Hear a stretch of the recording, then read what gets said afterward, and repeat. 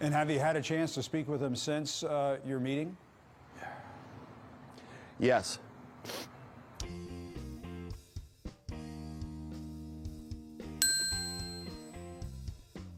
Well, because I'm in Poland, I should say that one of the things that stands out here is the extraordinary heart that the Polish people and government are showing. This horrific situation is causing millions of people to be displaced from their homes. Is 100,000 people enough, given what you've experienced and what you've come across?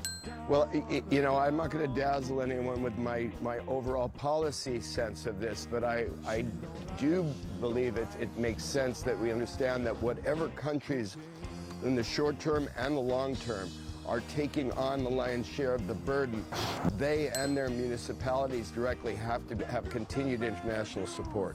And I have to ask you about this, Sean, because you met with President Zelensky in Ukraine right when this war began.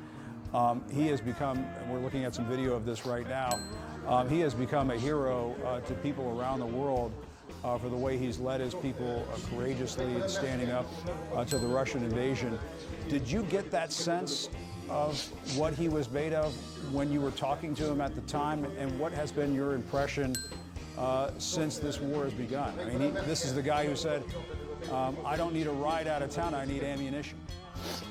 What I would say is I can't imagine any human being would have fully known that they were born for this moment. A person and face of his extraordinary country and people, an incredibly moving human being in this minute of time we're all sharing.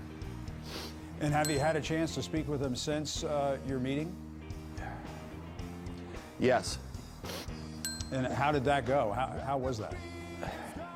If I had something that I thought was more valuable to tell you, you know, for the greater problem right now, I would. But right now, I'm going to kind of, you know, refrain.